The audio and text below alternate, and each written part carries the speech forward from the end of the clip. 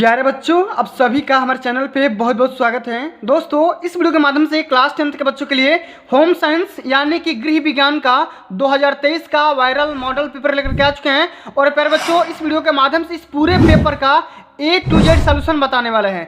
बहुत सारे बच्चों का चैनल पे ये कमेंट आ रहा था कि सर आप क्वेश्चन तो बता देते हो, इसका सोल्यूशन नहीं करवाते हो। तो प्यारे बच्चों, इस प्रॉब्लम को मैं यहाँ पे सोल्यूशन लेकर के आ चुका हूँ और इस पूरे मॉडल पेपर का A to Z यहाँ पे सोल्यूशन भी बताएंगे, जैसे कि आप यहाँ पे देख सकते हो, यहाँ पे पूरा बताएंगे, ठीक ना। और बोर्ड के पेपर में गृह विज्ञान की कॉपी किस तरीके से लिखना है वो भी मैं आप सभी को इस वीडियो के माध्यम से बताने वाला हूँ, साथ में सिखाने वाला हूँ, ठीक ना। तो प्यारे बच्चों, आज का जो हमारा वीडियो होने वाला है सबसे ज़्यादा मोस्ट इंपोर्टेंट वीडियो होने वाला है। वीडियो को ध्यान से देख लेना, अंत तक जरूर देखना, लाइक कर देना, शेयर कर देना, क्योंकि जो मैं ये वीडियो ला रहा हूँ ऐसा आप सभी को YouTube पे कहीं नहीं मिलेगा। ये क्लास 10th के बच्चों का गृह विज्ञान का 2023 का जो पेपर आएगा सेम टू सेम ऐसा ही पेपर आएगा, इससे बाहर एक भी प्रश्न नहीं आने वाला है। फिर बच्चों, इस वीडियो का सबसे खास बात क्या है, सबसे पहले ये समझ लो, इस वीडियो के माध्यम से इस पूरे पेपर में जितने भी सेक्शन है सभी को पता है अब की बार 2023 का जो पेपर आ रहा है पैटर्न चेंज हो गया है। दो पार्ट में आ रहा है, part A part B. Part A में प्यारे बच्चों आप सभी के 20 MCQ होने वाला है, ठीक ना, यही बताऊंगा। साथ में पार्ट बी में जो भी डिस्क्रिप्टिव क्वेश्चन होने वाला है उसका भी मैं पूरा यहाँ पे सोल्यूशन भी प्रोवाइड करवाने वाला हूँ। फिर बच्चों, यकीन मानो, अगर आप इस पूरे वीडियो को देख लेते हो, अंत तक समझ लेते हो, तो बोर्ड के पेपर में कोई माइकल 90% आपको लाने से नहीं रोक सकता है। ये मैं 100% गारंटी के साथ बोल सकता हूँ। लेकिन वीडियो स्टार्ट करने से पहले मैं आप सभी को थोड़ा सा एक मोटिवेशन कोट्स यहाँ पे सुनाना चाहूँगा कि रख हौसला वो मंजर भी आएगा, रख हौसला वो मंजर भी आएगा, प्यासे के पास चलकर समंदर भी आएगा, थक कर न बैठ ए मंजिल के मुसाफिर, मंजिल भी मिलेगी और मिलने का मज़ा भी आएगा। तो प्यारे बच्चों, अगर आप वाकई में 90% स्कोर करना चाहते हैं तो इस वीडियो को शुरू से लेकर अंत तक जरूर देखते रहना। और अगर इस वीडियो को देखने के बाद आपका यहाँ पे पूरा मोटिवेट हो जाएंगे, कॉन्फिडेंस आ जाए कि मैं वाकई में 90% स्कोर कर सकता हूँ, ये मैं दावे के साथ बोल सकता हूँ, ठीक है। आइए सबसे पहले यहाँ पे समझ सकते हैं, ये 2023 का लेटेस्ट मॉडल क्वेश्चन पेपर होने वाला है और इसको खुद ही अपने ऑफिशियल वेबसाइट पे यूपी बोर्ड ने जारी किया हुआ है, ठीक ना। आप इसे डाउनलोड भी कर सकते हैं। एक बात और, अगर आप इस पूरे पेपर का पूरा सॉल्यूशन के साथ अगर आप PDF चाहते हैं तो PDF कहाँ से मिलेगा, कैसे मिलेगा, सब कुछ मैं इस वीडियो के एंड में बता दूंगा, ठीक ना। इसके लिए आप परेशान मत होइएगा। चलो आओ, सबसे पहले हम यहाँ पे करेंगे क्या, खंड अ को यहाँ पे स्टार्ट करेंगे, आराम से करेंगे, कोई जल्दीबाजी नहीं करेंगे, एक एक क्वेश्चन को बारीकी से समझेंगे, ठीक है। चलो आओ, सबसे पहला क्वेश्चन क्या बोला जा रहा है कि सबसे पहले यहाँ पे देखो, OMR पे करना है, कैसे करना है ऑलरेडी बता रखा हूँ, कोई दिक्कत की बात नहीं है, ठीक ना। शरीर में जल की लगभग प्रतिशत मात्रा कितनी होती है, सभी को पता है 70% होता है, कोई दिक्कत की बात नहीं है, इसको यहाँ पे टिक करना है, ठीक ना। अगला क्वेश्चन खाली इसका आंसर बता रहा हूँ। हमको आज का जो हमारा मोटो है, इसका जो यहाँ पे जो भी डिस्क्रिप्टिव आंसर है इसको यहाँ पे खंड ब को सोल्यूशन प्रोवाइड करना है, ठीक ना। इसको ध्यान से देखना, अंत तक जरूर देखते रहना, ठीक ना। चलो अगला हमारा क्वेश्चन ये पूछा गया कि निम्न में से सबसे सुरक्षित चेक किसे माना जाता है, तो हम क्रॉस चेक को सबसे सुरक्षित सेफ चेक माना जाता है, ठीक है। चलो अगला हमारा क्वेश्चन ये पूछा गया है कि मिल्टन क्लॉथ का जो कपड़ा होता है कैसा होता है, रोएदार, मोटा, रेशमी या सूती। तो ये होता है रेशमी टाइप का। कैसा होता है, रेशमी टाइप का, ठीक ना। इसको अभी आप देख लो, अभी हम यहाँ पे बताने वाले हैं डिस्क्रिप्टिव आंसर, ठीक ना। चलो अगला हमारा क्वेश्चन पूछा जा रहा है भाई कि पारिवारिक बजट बनाने का उद्देश्य क्या होता है। बचत करना, सही बात है। व्यय पे कंट्रोल करना, ये भी सही बात है। आय का हमें नॉलेज हो जाना, ज्ञान हो जाना, ठीक ना, इसलिए हम क्या करते हैं, पारिवारिक बजट बनाते हैं। अभी मैं बताऊंगा अभी आपको कि पारिवारिक बजट क्या होता है, जैसे यहाँ पे आप सभी लोग देख लो, ठीक है। इसके बारे में बताने वाला हूँ, एक्सप्लेन भी करूंगा, कोई दिक्कत की बात नहीं है, ठीक ना। तो उपयुक्त में से सभी इसका राइट आंसर हो जाएंगे, ठीक ना। अगला हमारा क्वेश्चन है कि 20 मीटर कपड़े का दाम 300 रुपया है, तो 1 मीटर कपड़े का मूल्य बताइए। जाहिर सी बात है भाई, 20 मीटर कपड़े का दाम जब 300 होगा तो अगर 1 मीटर का निकालना है तो हम डिवाइड कर देंगे, 300 में से 20 से डिवाइड करेंगे तो हमारा कितना निकल करके आ जाएगा, 15 रुपया निकल करके आ जाएगा। बहुत ही सिंपल सा क्वेश्चन, आसानी से कर सकते हो, कोई दिक्कत की बात नहीं है, ठीक ना। चलो अब अगला हमारा क्वेश्चन आ गया यहाँ पे कि निम्न में से कौन सा रोग अशुद्ध जल से नहीं फैलता है, ठीक है। हैजा, अतिसार, तपेदिक या मोतीझरा। तो तपेदिक मतलब टीबी होता है और टीबी कभी भी अशुद्ध जल से नहीं फैलता है, ये बैक्टीरिया के माध्यम से फैलता है जो हमारे सांस में पाई जाती है, ठीक ना। चलो अगला हमारा क्वेश्चन है, ये पूछा जा रहा है कि सूती तंतु प्राप्त होता है, कैसे प्राप्त होता है, ये पशुओं के द्वारा प्राप्त होता है। कैसे, पशु, जितना क्वेश्चन बता रहा हूँ सभी यहाँ पे नोट कर लो, ठीक ना, वरना बहुत बड़ी दिक्कत हो जाएगी। चलो अगला हमारा क्वेश्चन पूछा जा रहा है कि चेचक रोग फैलता है, कैसे फैलता है भाई? जल के द्वारा, रक्त के द्वारा, भोजन के द्वारा या वायु के द्वारा? ये फैलता है वायु के द्वारा। ये वायु के द्वारा, वायु में इसके बैक्टीरिया मिल जाते हैं और इससे क्या हो जाता है? चेचक फैल जाता है, ठीक ना। चलो अगला हमारा क्वेश्चन ये पूछा गया है कि ठंडे स्पंज में क्या प्रयोग करना चाहिए? तो हम ताज़ा पानी यूज कर सकते हैं, ठीक ना। अम्लीय वर्षा किन गैसों के कारण होती है? तो ये होती है सबसे पहले सल्फर डाइऑक्साइड की भी होती है और नाइट्रोजन ऑक्साइड, दोनों इसमें मिक्स होती है। इसी की वजह से क्या होता है? अम्लीय वर्षा हो जाती है। तो दोनों इसका राइट आंसर हो जाएगा, ठीक ना। चलो अगला हमारा क्वेश्चन पूछा गया है कि रुधिर की शुद्धि किस अंग में होती है? कई बार बता रखा हूँ, हृदय में होती है, हार्ट में होता है। जो भी ब्लड हमारा होता है कहाँ प्यूरिफाई होता है? हार्ट में होता है, हृदय में होता है, ठीक ना। चलो प्याज की पुलिस बांधना चाहिए किस पे? तो भाई जब फोड़ा हो जाता है तो प्याज की पुलिस बांध देते हैं, फोड़ा हमारा सही हो जाता है, ठीक ना। भोपाल दुर्घटना किसका एग्जाम्पल है? कई बार बता रखा हूँ भाई, जो भोपाल के जो त्रासदी आई थी, दुर्घटना हुआ था, एक्सीडेंट हुआ था, वो हमारा हो गया था मतलब कि किसकी वजह से हुआ था? एयर पॉल्यूशन की वजह से हो गया था। किसकी वजह से हुआ था? एयर पॉल्यूशन की वजह से हो गया था, ठीक ना। चलो अगला हमारा क्वेश्चन कि क्षय रोगी के भोजन में किसकी मात्रा अधिक होनी चाहिए? ये प्रोटीन, वसा, विटामिन या कार्बोज? तो हमें होनी चाहिए किसकी? प्रोटीन की होनी चाहिए, ऑब्वियसली बात है, ठीक ना। चलो अगला हमारा क्वेश्चन ये पूछा गया कि कृत्रिम शोषण क्यों दिया जाता है? भाई बताना हो कि कृत्रिम शोषण हम क्यों देते हैं? श्वसन तंत्र को उत्तेजित करने के लिए, सही बात है। श्वसन तंत्र को पुनः से स्टार्ट करने के लिए, भी सही बात है। तो दोनों यहाँ पे सही हो जाएंगे, यानी कि ऑप्शन नंबर ग सही हो जाएगा, ठीक है। चलो अगला हमारा क्वेश्चन ये पूछा गया कि निम्न में से कौन सा विटामिन जल में घुलनशील है? तो जल में जब घुलनशील विटामिन पूछेगा तो आपको क्या करना है? Vitamin C, vitamin A, vitamin K, vitamin यहाँ पे डी। तो जब जल में पूछेगा तो यहाँ पे विटामिन क्या करना है? विटामिन हमें क्या करना है? विटामिन सी को मारेंगे, ठीक है। और वसा में जब पूछेगा तो विटामिन के को मारेंगे, जाहिर सी बात है। इसको एक बार देख लेना, ठीक है। चलो अगला हमारा क्वेश्चन पूछा गया कि एक सामान्य व्यक्ति की नाड़ी गति कितना होता है? स्पीड यानी कि 72 बार होता है भाई। एक मिनट में कितना बार धड़केगा? 72 बार, ठीक है। चलो अगला हमारा क्वेश्चन, अतिसार रोग में रोगी के शरीर में कमी हो जाती है, किसकी कमी हो जाती है? अतिसार में हमें जल की, वाटर की कमी हो जाती है, ठीक ना। चलो अगला हमारा क्वेश्चन ये पूछा गया कि अस्थि भंग में अत्यधिक रक्तस्राव को रोकने में किस विधि का प्रयोग करना चाहिए? तो हमें क्या करना चाहिए भाई? हमें बर्फ लगा देना चाहिए। हमें क्या हो जाएगा? हमारा ब्लड क्या हो जाएगा? रुक जाएगा, ठीक है। एक स्वस्थ व्यक्ति की श्वास गति प्रति मिनट कितनी होनी चाहिए? तो ये होता है 16 से लेकर के 18 बार। कितना होता है? 16 से लेकर के 18 बार ये स्पीड होता है। यानी कि एक मिनट में इंसान 16 से लेकर के 18 बार सांस लेता है, ये पूछ रहा है, ठीक ना। अब आओ जो हमारा मेन मोटो है इसके बारे में, कि जो हमारा खंड ब है, इसके सभी क्वेश्चन को देखेंगे, सभी सेक्शन को यहाँ पे देखेंगे, साथ में इसका सॉल्यूशन भी देखने वाले हैं, ठीक ना। तो एक बार वीडियो पसंद आ रही है तो वीडियो को लाइक कर दो, शेयर कर दो, चैनल पर नए हो तो सब्सक्राइब कर दो, ठीक है। आओ अति लघुत्तरी प्रश्न, जो कि देखो पूछा गया है, बोला जा रहा है कि प्रश्न संख्या 21 से लेकर के 26 तक अति लघुत्तरी प्रश्न पूछे गए हैं और प्रत्येक प्रश्न का जो उत्तर है अधिकतम 25 शब्द के अंतर्गत देना है, यानी कि 25 शब्द से अधिक में नहीं देना है, ठीक है। चलो अब हमारा क्वेश्चन है कि पारिवारिक बजट किसे कहते हैं? अब किसे कहते हैं यहाँ पे समझो। सबसे पहले यहाँ पे लिखेंगे खंड ब, अति लघुत्तरी प्रश्न है हमारा, प्रश्नोत्तर संख्या 21। इसमें इसी तरीके से आपको लिखना है, तभी आप अच्छे से अच्छे अंक स्कोर कर पाओगे, ठीक है। आराम से लिखोगे तभी अच्छा नंबर मिलेगा, वरना दिक्कत होगा, ठीक है। अब पारिवारिक बजट क्या होता है भाई? तो पारिवारिक बजट पारिवारिक आय को व्यवस्थित रूप से व्यय करने का एक तरीका होता है। क्या होता है? एक तरीका होता है। इसके थ्रू हमारा क्या मिल जाता है? जिससे परिवार के सदस्यों के सुख व कल्याण में वृद्धि हो जाती है, ठीक। क्या हो जाती है? वृद्धि हो जाती है। सबसे पहले क्या होगा? सुख भी हो सकता है और कल्याण में क्या हो जाएगा? वृद्धि हो जाएगा। हमें पारिवारिक बजट इसलिए बनाना पड़ रहा है कि हम हमारे परिवार में कितना इनकम हो रहा है, कितना खर्चा हो रहा है, कितना हम सेविंग कर रहे हैं, इसलिए हम क्या करते हैं? एक बजट तैयार करते हैं। बजट हम किसी भी प्रकार का तैयार कर सकते हैं, डेली बजट भी तैयार कर सकते हैं, वीकली भी बजट तैयार कर सकते हैं और मंथली बजट भी तैयार कर सकते हैं, ईयरली बजट भी तैयार कर सकते हैं। तो बजट के कई प्रकार होते हैं, अभी मैं बताऊंगा, ठीक ना। जैसे जैसे क्वेश्चन आ रहे हैं वैसे वैसे मैं एक्सप्लेन करता जाऊंगा, ठीक है। चलो अगला हमारा क्वेश्चन ये पूछा गया है कि ओजोन परत का क्या महत्व है? ओजोन लेयर का हमें इंपॉर्टेंस बताना है कि भाई इसका परत का क्या महत्व होता है, ओजोन हमारे लिए क्यों उपयोगी है, इसके बारे में लिखना है, ठीक है। तो हम यहाँ पे हेडिंग लगाएंगे प्रश्नोत्तर संख्या 22 और यहाँ पे लिख देंगे ओजोन परत का महत्व, इंपॉर्टेंस ऑफ ओजोन लेयर, ठीक है।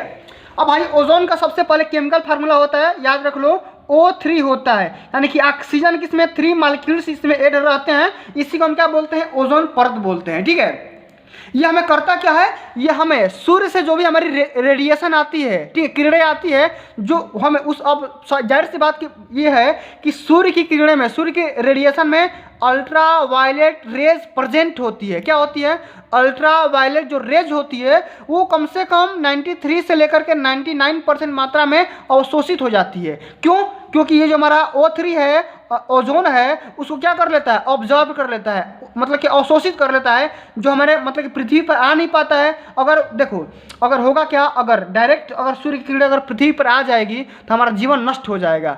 ठीक है, क्यों, क्योंकि अल्ट्रा वायलेट जो रेज होती है हमारे लिए बहुत ही खतरनाक रेज होती है। ठीक है, इसलिए ये हमारे ओजोन लेयर हमें मतलब कि हमारे लिए उपयोगी होता है। समझ गए कि नहीं बात, जब समझ में आ रहा है तो एक बार लाइक ठोक दो प्यार से। ठीक है, चलो अगला हमारा क्वेश्चन ये पूछा गया है प्यारे बच्चों कि कपड़ा काटने से पहले या कपड़ा काटने के पहले माप लेना क्यों जरूरी होता है, क्यों आवश्यक होता है। ठीक है, इसको ध्यान से समझो भाई। देखो, मान लो कोई भी आप सिलाई कर रहे हो या सिलाई कर रही हो, कोई दिक्कत की बात नहीं है, लेकिन सिलाई करने से पहले, कपड़ा काटने से पहले हमें क्यों माप लेते हैं, क्यों लेते हैं भाई, कि जाहिर सी बात है अगर हम साइज का नहीं करेंगे तो भाई उचित प्रकार का कपड़ा सिल नहीं पाएंगे, गलती हो जाएगा, मिस्टेक हो जाएगा। तो इसी को हम लिखेंगे कैसे, अपने भाषा में यहाँ पे देखो लिख करके लाया हूँ, प्रश्नोत्तर संख्या 23, और यहाँ पे लिखेंगे कि कपड़ा काटने से पहले, क्या करने से पहले, कपड़ा काटने से पहले माप लेना इसलिए आवश्यक है क्योंकि माप लेने के बाद, क्या करने के बाद, माप लेने के बाद यह संभव हो जाता है कि वस्त्र बनाने में कितना कपड़ा पर्याप्त रहेगा। हम माप इसलिए लेते हैं कि भाई हमारे पास कपड़ा, कितना कपड़ा रहेगा कि हमारा काम हो जाएगा। ऐसा तो नहीं है कि हम कपड़ा अधिक खरीद ले, ऐसा तो नहीं है कि हमारा कपड़ा कम खरीद ले, और कम खरीदेंगे अपने लिए तो फिर बेकार हो जाएगा।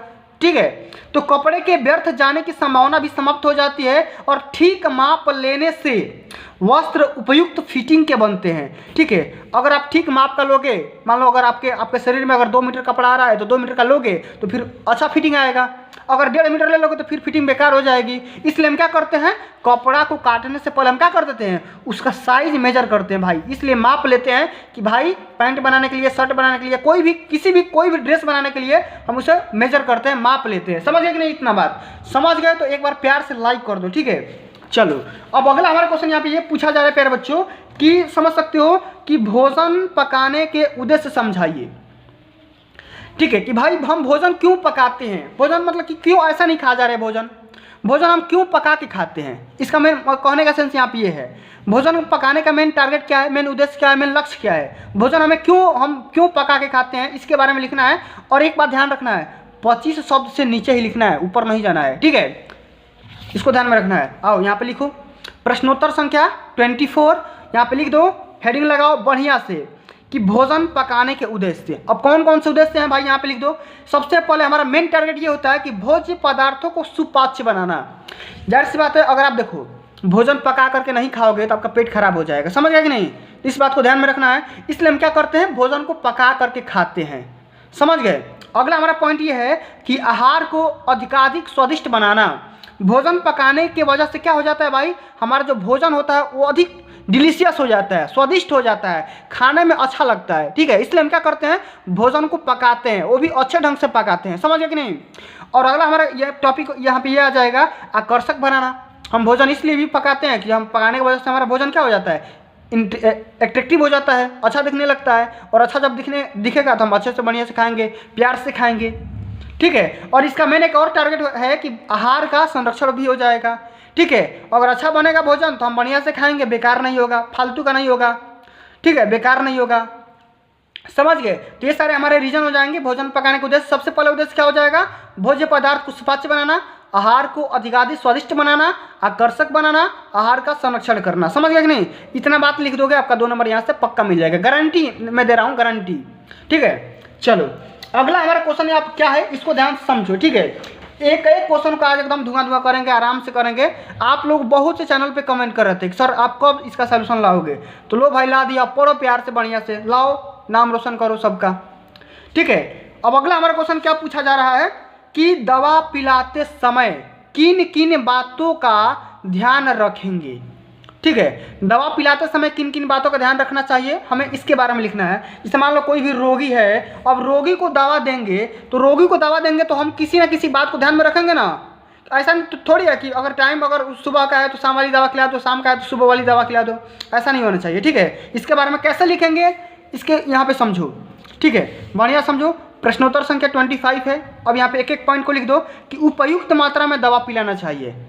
जितना डॉक्टर साहब बोले हैं उसी के हिसाब से हमें क्या करना है, दवा पिलाना है। ऐसा नहीं है कि अगर एक दवा खाना है तो आप 2 दवा खा लो, 2 खाना है तो 1 खा लो, फिर दिक्कत हो जाएगा। ठीक है, इसके हिसाब से एमजी के हिसाब से दवा खाओ। ठीक है, उपयुक्त मात्रा में, जितना मात्रा उसको लेना है दवा, जितना ढक्कन लेना है उतने के हिसाब से लेना है। ठीक है, समय का सही ध्यान देना चाहिए। समय पे अब बोला गया कि समय सुबह में खाना है, दोपहर में खाना है, रात को खाना है, इस बात को ध्यान में रखना है और उसका पालन करना है। ठीक है, वरना फिर खाने से कोई फायदा नहीं हो पाता है। ठीक है, अगला पॉइंट हम इसमें लिखेंगे कि खाने के बाद या खाने से पहले वाली दवा का ध्यान रखना चाहिए।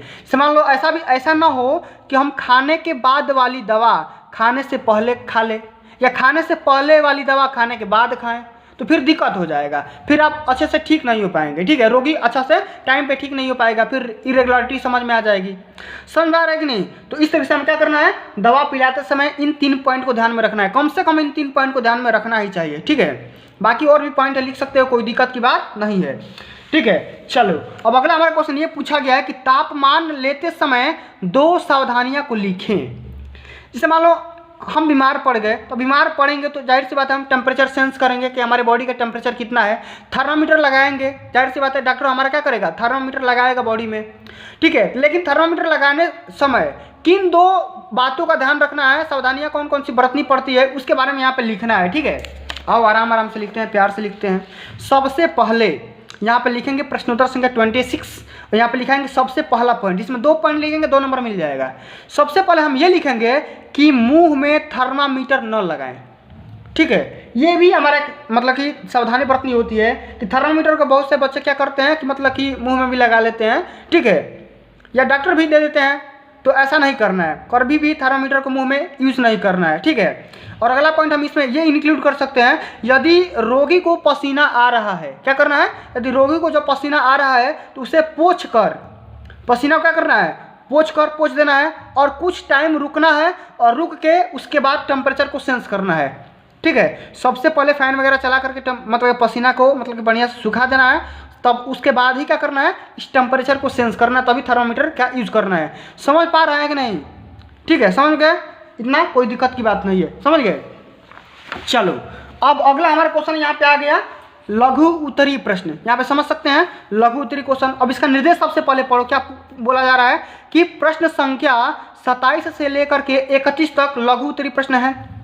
ठीक है, इनके उत्तर अधिकतम 50 शब्द में देना है। कितने शब्द में? 50 शब्द में। आप चाहो तो अधिक भी दे सकते हो, इससे कम ही देना है। ठीक है, क्योंकि आपको पूरा पेपर सॉल्व करना है, 3 घंटा टाइम मिलता है, 3 घंटे में पूरा पेपर लिखना है। ठीक है, आपको आएगा पक्का, हम जानते हैं आपको बहुत तेज बच्चे हैं। ठीक है, आपको सब क्वेश्चन आएगा, लेकिन आपको आराम से लिखना है और जितना पूछा जाए उतना ही करना है। ठीक है, अधिका नहीं लिखना है। समझ गया कि नहीं? चलो अब हमारा अगला क्वेश्चन यहाँ पे ये पूछा गया है कि पासबुक एवं चेकबुक में क्या अंतर होता है। सभी को पता है भाई, पासबुक और चेकबुक में क्या अंतर होता है। ठीक है, पासबुक हम इस्तेमाल काहे लिए करते हैं, तो लेन देन का ब्यौरा प्रिंट करने के लिए। चेकबुक को चेक काट कर दिया जाता है ताकि पैसा विड्रॉल किया जाए। तो इसको लिखेंगे कैसे, तो लिखने का तरीका यहाँ पे प्रश्नोत्तर संख्या 27 डाल देंगे और यहाँ पे लिखेंगे कि पासबुक का उपयोग, किसका उपयोग, पासबुक का हम उपयोग कहाँ करते हैं, खाता में लेन देन का विवरण प्रिंट करने के लिए किया जाता है। ठीक है, पासबुक का काम क्या होता है, एक तो हमारा ये काम हो गया कि प्रिंट हम कर सकते हैं, अपनी डाटा को देख सकते हैं, या पासबुक के मदद से हम पैसा निकाल सकते हैं। ठीक है, इतना काम पासबुक का हो गया। या एक और बात लिख सकते हो, पासबुक जो हमारा एक होता है एक आईडी के रूप में भी काम कर सकता है। ठीक है, इतना बात समझ में आ रहा है। लेकिन चेकबुक का क्या काम होता है, जबकि चेकबुक का उपयोग किसी को भी हम पैसा देने के लिए कर सकते हैं। ये होता क्या है, चेकबुक एक प्रकार का चेक होता है। इसमें क्या होता है कि मतलब एक कागज़ का टुकड़ा होता है, और इस कागज़ के टुकड़े पे जो भी चेक दाता होता है वो इस पर अपना फंड लिख करके दे देगा, अपना साइन कर देगा, और जो रिसीवर होता है उसको ले करके बैंक में ले जाकर भजा लेगा, पैसा मिल जाएगा उसको आसानी से। ठीक है, तो दोनों में अंतर होता है। समझ गए। चलो अब अगला हमारा क्वेश्चन क्या बोल रहा है प्यारे बच्चों, कि बोल रहा है कि हड्डियों के टूट एवं मोच में होने वाले प्राथमिक उपचार का वर्णन करिए। मान लो किसी भी इंसान का अगर हड्डी टूट गया या मोच आ गया, तो मोच आने या हड्डी टूटने के पश्चात जो भी हम फर्स्ट एड करते हैं यानी प्राथमिक उपचार करते हैं, वो उसके बारे में क्या क्या करते हैं उसके बारे में वर्णन करना, लिखना है। हम प्राथमिक उपचार के दौरान कौन कौन सी बातें यहाँ पे करते हैं उसके साथ उसके बारे में क्या करना है, इसका यहाँ पे लिखना है। ठीक है, और लिखते हैं भाई, हड्डियों के टूट एवं मोच में होने वाले प्राथमिक उपचार का वर्णन करना है। क्वेश्चन समझ गए, कोई दिक्कत की बात नहीं है। अब आ जाओ आंसर पे। आंसर कैसे लिखोगे, सबसे पहले और सबसे महत्वपूर्ण, टूटी हुई हड्डी को हिलाने से हड्डी या आसपास की नसें, जितने भी हमारे पास टिश्यू होते हैं या ऊतक होते हैं या रक्त वाहिकाओं के अतिरिक्त, ठीक है, नुकसान हो जाता है। सबका क्या हो जाता है, नुकसान हो जाता है। तो जो भी हमारे पास हड्डी वगैरह टूट गई है या उसमें मोच आ गया है, तो हम उसको हिलाएंगे डुलाएंगे नहीं। ठीक है, तुरंत क्या करेंगे, उस पर हम फर्स्ट एड करेंगे। ठीक है, कमची वगैरह बांधेंगे, पट्टी वगैरह अपने से बांधेंगे, डॉक्टर के पास जाएंगे, डॉक्टर उसका इलाज कर देगा। ठीक है, यदि कोई खुला घाव है, उसे मान लो कोई घाव आ गया है, चोट आ गया है, ठीक है, यदि कोई खुला घाव है तो उसे क्या करेंगे, आगे के चिकित्सा उपचार के रास्ते में एक साफ कपड़े या पट्टी से ढक दें। क्या करेंगे, पट्टी से क्या करेंगे, ढक देंगे। समझ गए। उसके बाद क्या करेंगे, उसका इलाज करवाएंगे। ये होता है फर्स्ट एड। यानी कि फर्स्ट एड का मतलब, प्राथमिक उपचार का मतलब क्या होता है, जैसे मान लो इंसान का हड्डी टूट गया या मोच आ गया, तो मोच आने के तुरंत बाद जो यहाँ पे अपने से जो काम किया जाता है उसको हम क्या बोलते हैं, प्राथमिक उपचार बोलते हैं। ठीक है, चलो अब अगला हमारा क्वेश्चन यहाँ पे ये पूछा गया है कि तंबाकू पीना स्वास्थ्य के लिए हानिकारक क्यों है। ठीक है, तंबाकू पीना स्वास्थ्य के लिए हानिकारक क्यों है, बताना है भाई, नुकसान क्यों है, तंबाकू को हमें सेवन नहीं करना चाहिए। ठीक है, चलो इसके बारे में लिखते हैं। सबसे पहले यहाँ पे लिखेंगे प्रश्नोत्तर संख्या 29, इसमें लिखेंगे कि तंबाकू का सेवन से रक्तचाप अस्थायी रूप से बढ़ जाता है। जो भी हमारे ब्लड प्रेशर होते हैं वो क्या हो जाएंगे, अस्थायी रूप से, मतलब कि जिसका अस्थायी रूप नहीं है, ठीक है, बढ़ जाएगा, घट जाएगा, या ज़्यादा बढ़ जाएगा या कम बढ़ जाएगा, ऐसा हो जाता है। ठीक है, ब्लड प्रेशर आपका कम भी हो सकता है, बढ़ भी सकता है। ठीक है, तो तंबाकू के सेवन करने से सबसे पहले तो ये बड़ा नुकसान ये हो गया कि हमारा ब्लड प्रेशर डैमेज हो गया, यानी कि मिसमैच हो गया। ठीक है, ठीक है, जिसके वजह से क्या हो जाएगा भाई, हृदय पर दबाव पड़ जाता है। ठीक है, और हृदय स्पंदन प्रभावित हो जाता है। जो भी हमारे पास जो ब्लड का जो हमारा सर्कुलेशन होता है वो डिस्टर्ब हो जाता है, और इसके लगातार सेवन से फेफड़े में कैंसर होने तथा हृदय गति रुक जाने की संभावना भी बढ़ जाती है। ठीक है, इसलिए हमें क्या करना चाहिए, तंबाकू वगैरह या किसी भी पेय पदार्थ की इसमें क्या करना है, सेवन वगैरह नहीं करना है। जो भी हमारे पास नशीले पदार्थ हैं उसको सेवन वगैरह नहीं करना है। ठीक है, क्यों, क्योंकि हमारे पास क्या हो जाएगा, फेफड़े में कैंसर हो सकता है या हमारा ब्लड प्रेशर डिस्टर्ब हो सकता है। समझ गए कि नहीं, इसलिए हमें तंबाकू वगैरह का या किसी भी नशीले पदार्थ का सेवन वगैरह नहीं करना चाहिए।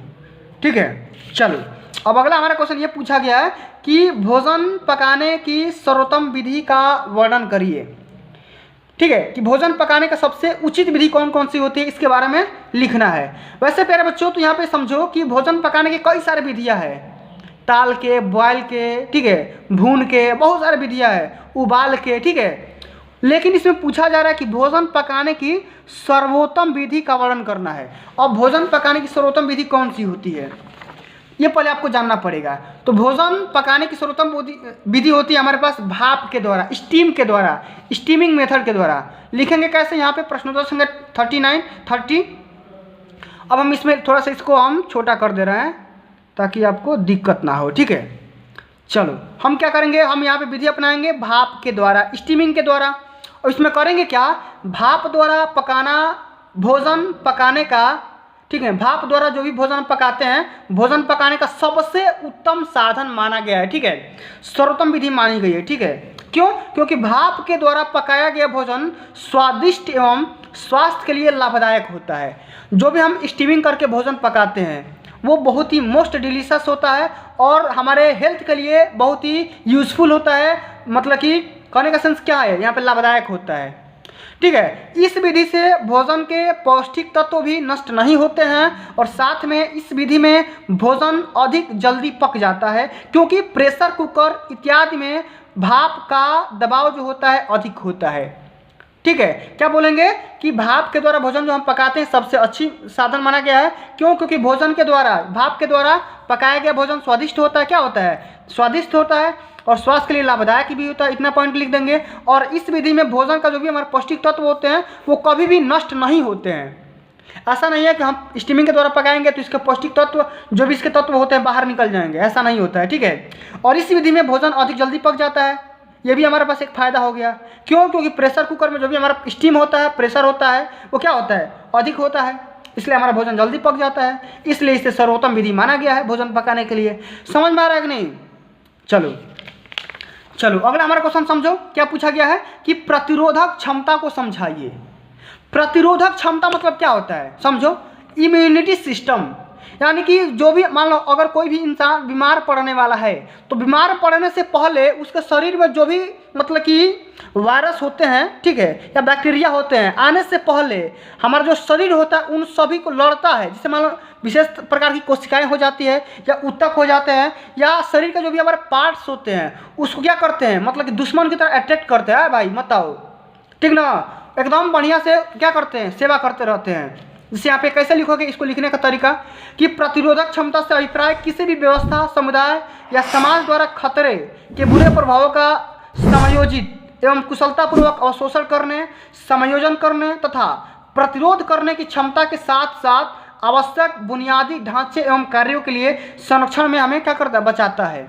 ये तो हो गया हमारा ये ओवरव्यू, ठीक है। लेकिन हम मेन हमारा ये लिखना है या ये करके लिखना है कि रोग प्रतिरोधक क्षमता विशेष कोशिकाओं या जो भी हमारे सेल्स होती हैं, ठीक है, या टिश्यूज होते हैं या शरीर के दूसरे पार्ट होते हैं, ठीक है, वो क्या है? एक प्रकार का नेटवर्क है। क्या है? एक प्रकार का नेटवर्क है जो क्या करते हैं? हमारे शरीर के नुकसान पहुंचाने वाले बैक्टीरिया और वायरस से हमें क्या करते हैं? बचा लेते हैं, सेव कर लेते हैं।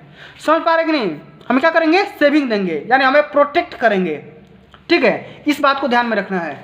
चलो अब अगला हमारा क्वेश्चन यहाँ पे ये आ गया, दीर्घ उत्तरीय प्रश्न। अब ये भाई इसको तो 100 शब्द में लिखना है और इसमें 3 क्वेश्चन है। देखो 32, 33, 34 और कुल मिलाकर के 6 क्वेश्चन है। देखो अथवा वाला 2 क्वेश्चन, ये अथवा वाला 2 क्वेश्चन और ये देखो 5 क्वेश्चन है, ठीक है। तो सबको यहाँ पे समझना बहुत ही कंपलसरी है क्योंकि सभी आ सकते हैं और इसके लिए आप सभी को प्यारे बच्चों सबसे लॉन्ग आंसर टाइप क्वेश्चन होने वाले हैं, ठीक है। इसको ध्यान से समझना है, ठीक है, और एक एक पार्ट करना है। सबसे पहले यहाँ पे क्वेश्चन पूछा गया कि भाई पारिवारिक बजट या पारिवारिक आय का क्या अर्थ है? आय मतलब इनकम, जो हमारा सोर्स होता है, स्रोत होता है। पारिवारिक आय का क्या अर्थ होता है? इसका डेफिनेशन मतलब लिखना है। और पारिवारिक आय का प्रकार कितने प्रकार का होता है, ठीक है। साथ में ये भी बताना है कि विभिन्न स्रोतों का वर्णन भी करना है। इसके जो भी सोर्स वगैरह होते हैं इसके बारे में इसका चर्चा करना है, वर्णन करना है, बहुत डिटेल में इसका फुल एक्सप्लेन करना है, ठीक है। कम से कम 100 शब्द में लिखना ही है, ठीक है। अब कैसे करना है इसको यहाँ पे समझो, बहुत ही most important, very very most important, पक्का 2023 के बोर्ड के पेपर में आने वाला है, ठीक है। इसको तैयार कर लो, ठीक है। चलो आओ भाई तैयार करते हैं। क्या पूछा गया है कि हमारा पारिवारिक आय क्या है, क्या अर्थ होता है और पारिवारिक आय का प्रकार एवं विभिन्न स्रोतों का वर्णन करिए, ठीक है। देख सकते हैं सबसे पहले हम हेडिंग लगाएंगे पारिवारिक आय, इनकम। हमारा क्या होता है? इनकम। तो पारिवारिक आय से तात्पर्य परिवार में सभी स्रोतों से आने वाली आय है, आय से है, ठीक है। जैसे मान लो कोई मान लो छोटा सा फैमिली है या बड़ा सा फैमिली है तो उसमें कई सारे मेंबर होंगे जो इनकम के सोर्स होंगे, कमाते होंगे। कोई ऑफिस में काम करता होगा, कोई बिजनेस करता होगा, माने कोई पढ़ाता होगा, इस प्रकार के उसके कई सारे सोर्स होंगे, ठीक है। जो कि परिवार में एक टोटल माने क्या होगा? एक सोर्स मतलब कि एक आय बनता होगा, ठीक है। जैसे यहाँ पे परिवार के सदस्यों का वेतन, किराया, बैंक से प्राप्त होने वाले ब्याज या परिवार के सदस्यों के द्वारा अपने कौशल का प्रयोग करके की गई बचत, वो हमारा क्या हो गया? एक पारिवारिक आय हो गया, एक इनकम बन गया, इनकम जनरेट हो गया, उसी को तो हम बोलते हैं पारिवारिक आय। अब ये पारिवारिक आय प्यारे बच्चों ये हमारे पास 2 टाइप का हो सकता है, ठीक है। सबसे पहले पारिवारिक आय समझ में आ गया कि नहीं? कि किसी भी छोटे या बड़े फैमिली में जितने भी मेंबर हैं, ठीक है, जो हमारे इनकम के सोर्स हैं, स्रोत हैं, वो कहीं से भी पैसा ला रहे हैं अपने फैमिली के लिए, किराए पे या किराए से या बैंक से या कहीं से कमा करके, ठीक है, कहीं से भी ला रहे हैं, उसी को हम क्या बोलेंगे? पारिवारिक आय बोलेंगे। अब ये आय हमारा 2 प्रकार का होगा मेजर तरीके से अगर हम बात करेंगे। सबसे पहला ये हमारा ये हो सकता है, एक हमारा हो सकता है प्रत्यक्ष आय।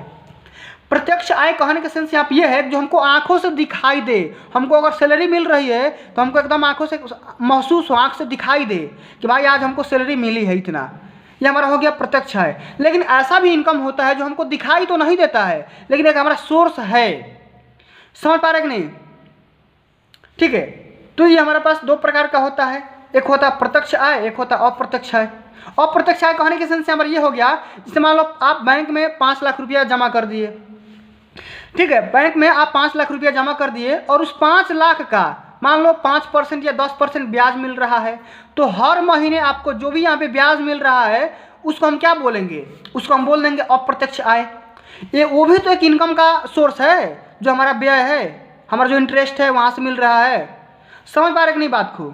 तो प्रत्यक्ष आय जो हमको सैलरी वगैरह या किसी भी किराए से मिल रहा है, या कोई भी हमारे पास हम बिजनेस कर रहे हैं, हमारे पास फ़ायदा हो रहा है, या गाय भैंस का भी बिजनेस कर रहे हैं, कोई बात नहीं है। ठीक है, बिजनेस छोटा हो या बड़ा, अपना बिजनेस होता है। ठीक है, तो ये हमारा हो गया, एक होगा प्रत्यक्ष आय, समझ में आ ही गया, और अप्रत्यक्ष आय ये भी समझ में आ गया। ठीक है, अप्रत्यक्ष आय हमको दिखाई नहीं देगा लेकिन हमको मतलब कि मिलेगा। ठीक है, चलो अब ये हमारा क्वेश्चन ये पूछा गया भाई, इसी में हमारा बोला गया है कि विभिन्न इसके सोर्स के बारे में, स्रोतों का वर्णन करना है।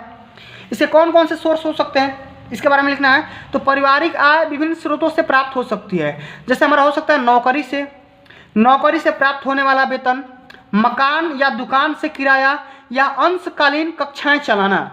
जैसे मान लो आपके पास टाइम है तो आप ट्यूशन पढ़ा सकते हो, कोचिंग पढ़ा सकते हो, या यूट्यूब पे कोई भी वीडियो अपलोड कर सकते हो, या किसी को मतलब अपना संस्था खोल सकते हो, या स्कूल वगैरह चला सकते हो। वहाँ से जो भी पैसा कमा रहे हो ये एक सोर्स ही तो है इनकम का। ठीक है, आप आसानी से बना करके बातें लिख सकते हैं। या बैंकों से प्राप्त होने वाला जो हमारा ब्याज होता है, ये भी क्या हमारा क्या हो गया, ये विभिन्न प्रकार का सोर्स हो गया। या शेयरों से बिक्री होने वाली या अन्य निवेशों से प्राप्त होने वाला जो हमारा धन होता है वो आय हो सकता है। समझ पा रहे कि नहीं इस बात को? ठीक है, समझ पा रहे हो तो एक बार वीडियो को प्यार से एक बार लाइक पहुंचा दो, शेयर कर देना, और चैनल को सब्सक्राइब करना मत भूलिएगा। ठीक है, चलो अगला हमारा ये क्वेश्चन पूछा गया है कि भाई गृह गणित क्या है।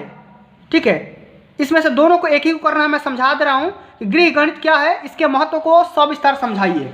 गृह गणित मतलब होम मैथ। ऐसा देखो, इसका मतलब ये होता है कि जो भी महिलाएं होती है या जो भी वेटर्स होते हैं, जो बड़े बड़े होटल में काम करते हैं, उनको डाटा मतलब कि फाइंड आउट करने के लिए, डाटा कैलकुलेट करने के लिए उनको इस बेसिक मैथ की आवश्यकता पड़ती है। समझ पा रहे कि नहीं, कि कितना राशन आया, कितना गया, कितना खर्च हुआ, कितना क्या हुआ, कितना सेविंग हुआ, कितना खर्च हुआ, कितना व्यय हुआ, कितना आ रहा है, कितना जा रहा है, कितने आदमी खाए, कितना आदमी नहीं खाए। मतलब कहने के सेंस यहाँ पे एक कैलकुलेशन छोटा मोटा हो जा रहा है। तो इस छोटे मोटे कैलकुलेशन को सॉल्व करने के लिए हमारे पास इस होम मैथ का यहाँ पे आवश्यकता पड़ जाती है। उसी को हम बोलते हैं गृह गणित। क्या बोल देते हैं? उसी को हम बोल देते हैं गृह गणित। ठीक है, अब इसकी इंपॉर्टेंस के बारे में लिखना है। हम कहाँ कहाँ कर सकते हैं?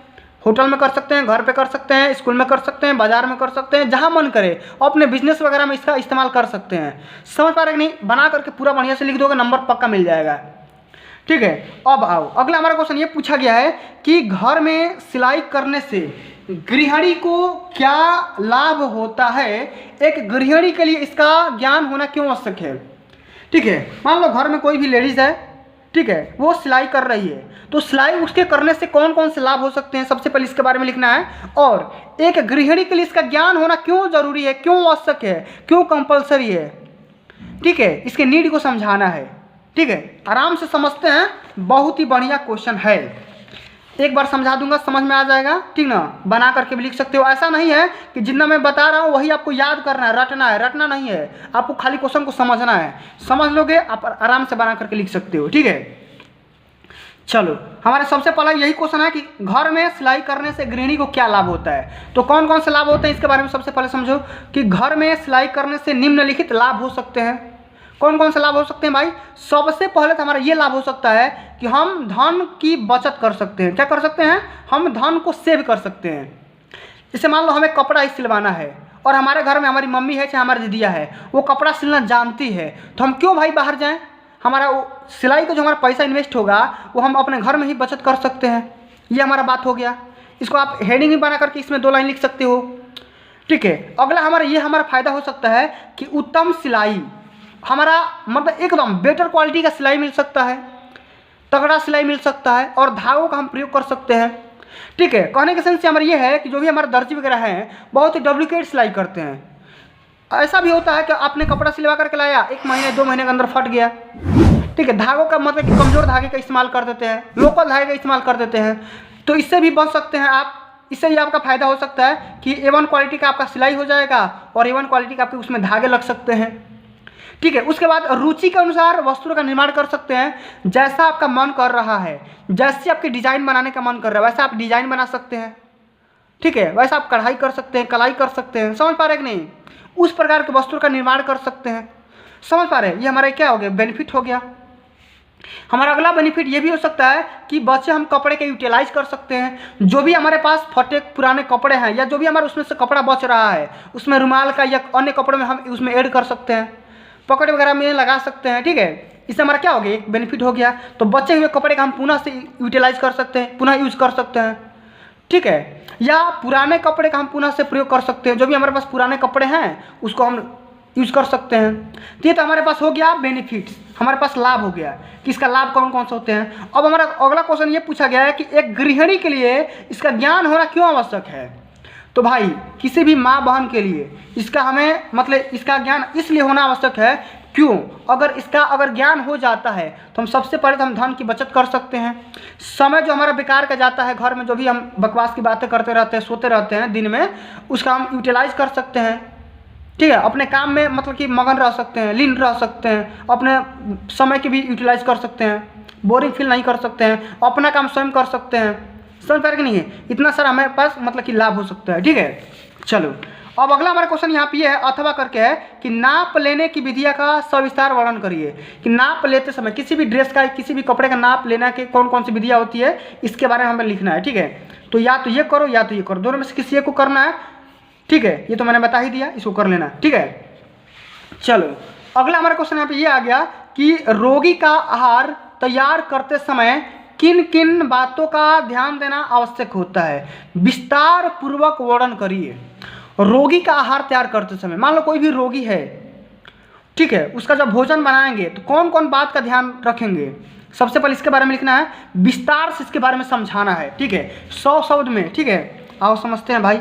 रोगी का आहार तैयार करते समय निम्नलिखित बातों का ध्यान देना अति आवश्यक होता है। ठीक है, वरना रोगी में दिक्कत हो सकता है। ठीक है, सबसे पहली बात लिख देंगे और यहाँ पे लगाएंगे हेडिंग, 1 नंबर पॉइंट वाइज लिखेंगे।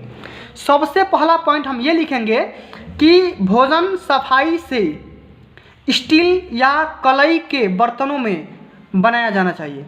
क्या करेंगे, भोजन सफाई से बनाएंगे, स्टील का बर्तन यूज कर सकते हैं या कलई किया हुआ कोई भी बर्तन इस्तेमाल कर सकते हैं जो हमें साफ दिखाई दे। ठीक है, समझ पा रहे कि नहीं, और अच्छे भोजन बनाने की कोशिश करेंगे। ठीक है, चलो अगला हमारा पॉइंट इसमें ये लिखेंगे कि भोजन इस प्रकार तैयार होना चाहिए कि उसके पौष्टिक तत्व, और पौष्टिक तत्व कौन कौन से हो सकते हैं बताओ तो एक बार। जैसे हमारा हो सकता है प्रोटीन हो सकता है, खनिज लवण हो सकता है, विटामिन हो सकता है या अन्य तरह तरह के तत्व हो सकते हैं। ठीक है, तो भोजन इस प्रकार तैयार करना चाहिए कि उसके जो भी पौष्टिक तत्व हैं वो नष्ट ना हो। जैसे मैंने बताया कि आप भोजन को भाप के द्वारा, स्टीमिंग के द्वारा बना सकते हैं। ठीक है, तो स्टीम करके बनाओगे तो भोजन के जो भी पौष्टिक तत्व हैं वो बाहर नहीं निकलते हैं। ठीक है, जो भी हमारा प्रोटीन, खनिज लवण, विटामिन वगैरह होते हैं उसी में रहते हैं, खाते हैं आराम से। ठीक है, हमें एनर्जी मिलती रहती है। अगला पॉइंट हम ये लिखेंगे कि भोजन डॉक्टर के निर्देशानुसार तैयार होना चाहिए। जो भी डॉक्टर का सलाह है किस भोजन का सेवन करना है, उन्हीं के हिसाब से आपका भोजन तैयार होना चाहिए। ठीक है, और उन्हीं का सेवन करना चाहिए। समझ पा रहे कि नहीं। ठीक है, और अगला हमारा पॉइंट ये है कि रोगी के भोजन में चटपटे मसाले कम देना चाहिए। ठीक है, भोजन जैसे मान लो रोगी का भोजन बना रहे हैं तो ऐसा नहीं कि ज़्यादा मसाला डाल दो या ज़्यादा मिर्चा डाल दो या ज़्यादा नमक डाल दो या ज़्यादा तेल डाल दो। ठीक है, तो इस प्रकार का चीज़ हमें इस्तेमाल नहीं करना है, वरना बहुत बड़ा दिक्कत हो सकता है। ठीक है, तो तेल का, मसाले का या नमक का या जो भी हमारे पास चटपटे मसाले हैं उसे कंट्रोल में हमें यूज़ करना है, कम से कम इस्तेमाल करना है। समझ पा रहे कि नहीं। ठीक है, अगला हम पॉइंट इसमें ये लिखेंगे कि भोजन के साथ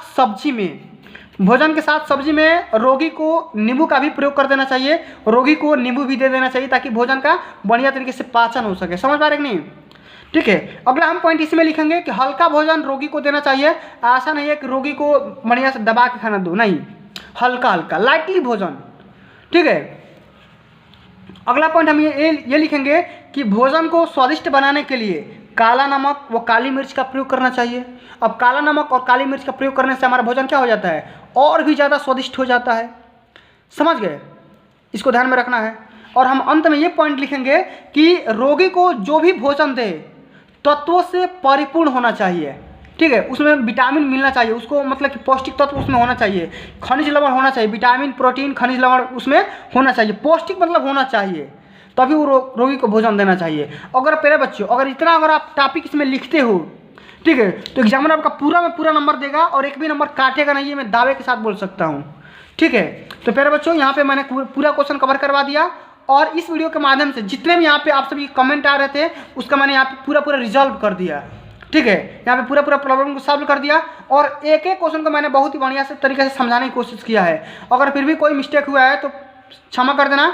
अगर ये वीडियो आप सभी को अच्छी लगी होगी, हेल्पफुल लगी होगी, तो वीडियो को एक प्यारा सा लाइक कर देना, शेयर कर देना, चैनल पे नए हो तो चैनल को सब्सक्राइब कर देना। एक बात और ध्यान से सुनो, अगर इसका PDF चाहते हो तो कमेंट करके बताओ सर इसका PDF चाहिए, मैं तुरंत ही PDF प्रोवाइड कर दूंगा। कहाँ से मिलेगा, कैसे मिलेगा, सब कुछ मैं आप सभी को उसी टाइम बता दूंगा। ठीक है, तुरंत प्रोवाइड करा दूंगा।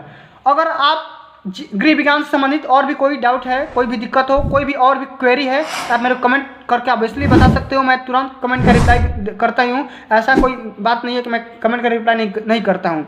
अगर आप चाहते हो इसके और भी मोस्ट इंपॉर्टेंट क्वेश्चन तैयार करना, इसके वायरल क्वेश्चन तैयार करना, इसके लघुत्तरी दीर्घोत्तरी क्वेश्चन तैयार करना, ठीक है, तो अगर आप चाहते हैं ये वाला पूरा सेक्शन, ठीक है, और भी अलग से, तो मैं उसका भी सलूशन अपलोड कर दूंगा अगर आप कमेंट करोगे तब। ठीक है, लेकिन उसके लिए करना क्या होगा, इसको जितना हो सके उसको शेयर करो, लाइक करो, चैनल को भी सब्सक्राइब कर देना। ठीक है, मिलते हैं अगली वीडियो में, तब तक के लिए जय हिंद, जय भारत, वंदे मातरम।